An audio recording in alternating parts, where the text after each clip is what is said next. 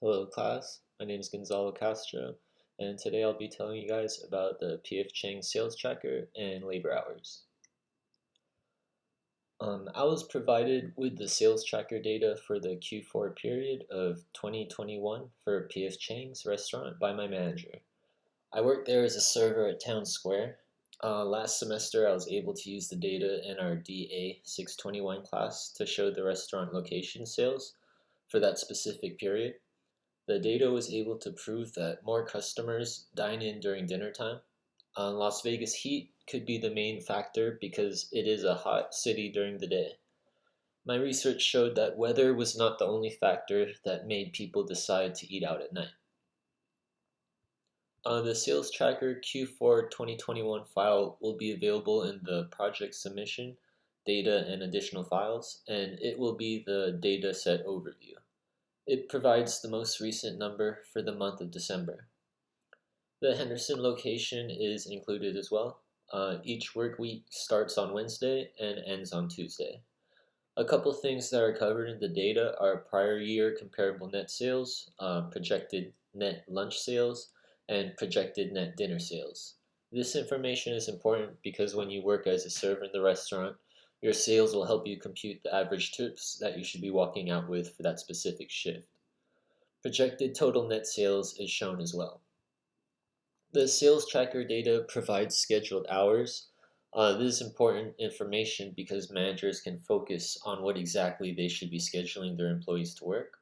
And having too many employees on at one time is not efficient for servers because their main income is their tips.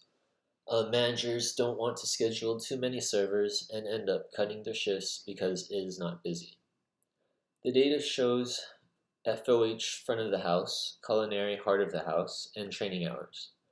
These numbers have changed drastically since last semester. I have been with this company for 4 years, but in the recent months, our employee turnover rate has skyrocketed because the whole COVID situation. On the last project, I focused on projected lunch, projected dinner, actual lunch, and actual dinner. I used Python to categorize which sales I needed for each specific time of the day. It provided me with the total numbers for each week.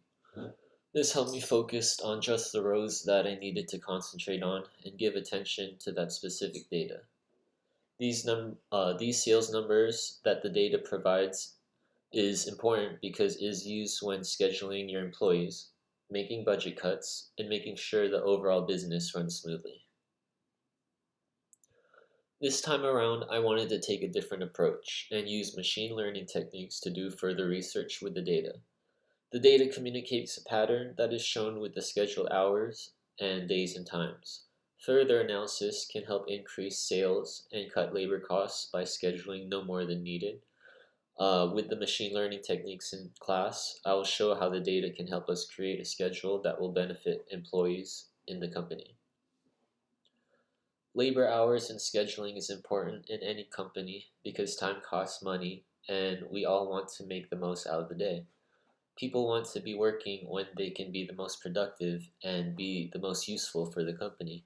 That is why in this day and age, the whole remote working era, we need to find that sweet spot that helps everyone get the right number of hours. A business can stay strong when its employees are working their hardest and their best. This is a graph that I got for the labor hours. The front of the house train, there isn't any because they didn't have any hours for that week. And front of the house, culinary and culinary training. I showed that in this code. At the top, I have it classified for the labor hours, and I have the numbers there. And I loaded the CSV. Um, I had created the object, and I had a couple technical difficulties uploading the CSV and using machine learning on the labor hours and having the graph come out for Pi. So hopefully on a updated video after I talk to the professor and fix that, I can have it out there. So, but this is the graph that I have for now. And results from running the program provide me with the numbers 0 or not active for front of house training because there's no trainings for that week. Front of the house total for the week was 618. Total for culinary hours was 457. 76 total hours for culinary training. This information comes from the workflow section of the datasheet, which is right here. Yeah. Okay.